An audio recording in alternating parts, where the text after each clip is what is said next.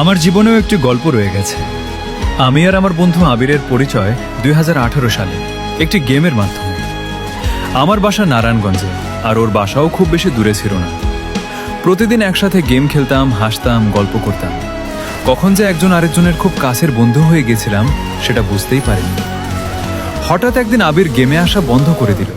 Call দিলেও phone বন্ধ, কোনো খবর নেই। কয়েকদিন পর সে আমাকে মেসেজ দিল। তখন জানতে পারলাম তার কিডনি নষ্ট হয়ে গেছে।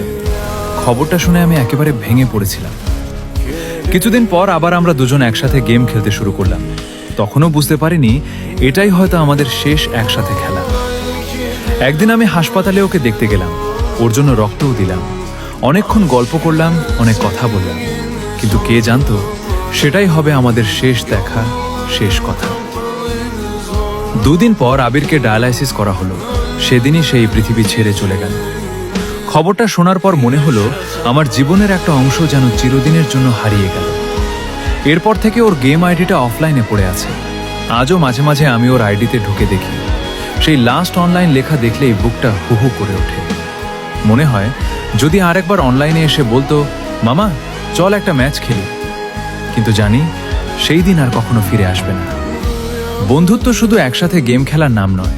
কিছু মানুষ আমাদের জীবনে এমন স্মৃতি রেখে যায় যা মৃত্যুও মুছে ফেলতে পারে না।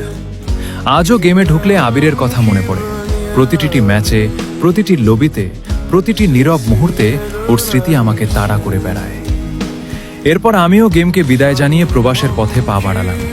জীবন সামনে এগিয়ে গেছে, কিন্তু কিছু স্মৃতি কখনো পেছনে পড়ে থাকে না। সেগুলো আজও বুকের ভেতর নিঃশব্দে বেঁচে আছে। জীবনে অনেক বন্ধু আসে, অনেকেই চলে যায়, কিন্তু কিছু বন্ধু এমন হয় যাদের জন্য চোখের পানি কখনো শুকায় না। আবির, তুই যেখানে আছিস ভালো থাকিস। একদিন হয়তো আবার দেখা হবে।